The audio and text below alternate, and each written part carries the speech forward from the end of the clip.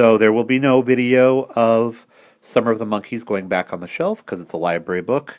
But here is our next book, The Sleeping Beauty. And this is written by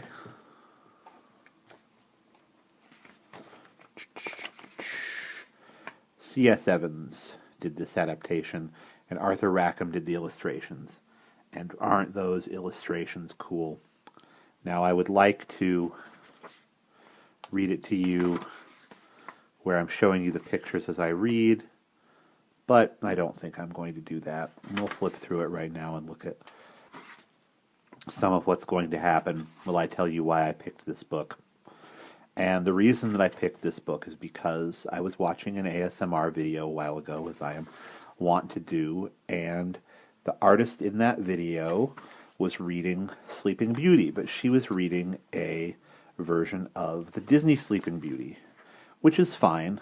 I think the movie is there to be watched as a movie, and that when you hear the story, you should hear a different version than the one from the movie, and that's what I'm going to do for you when I read this book. Now, what I'm thinking about doing, and we'll see if it bears out, because I tried to do the BFG like this too, and it didn't quite work the way I wanted. Oh, isn't that cool? An old wizard picking flowers. What I would like to do is read this in a quieter tone of voice and see how that goes.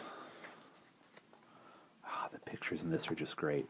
This was a Christmas present from a couple years ago, probably close to 10 years, honestly. It came with this book, a Jack the Giant Killer book, and a collection of Charles Perrault fairy tales like Red Riding Hood and Bluebeard. And you may get to hear those eventually. But this will be, again, a quick book. I already have the next one picked out, and it will be longer than this. It'll be another good YA book to look at there. I think that's the prince fighting the brambles. I'll just go through and show you all of the pictures. It's the preview. It's the movie, or it's the book preview. Some red in that picture.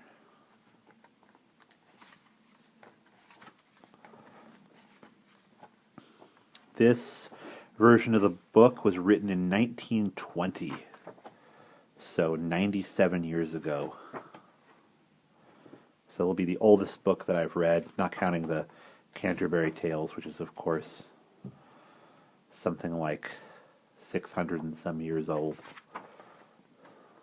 There goes the cat. And everybody's dancing. All right. So I will see you next in Chapter 1 of Sleeping Beauty.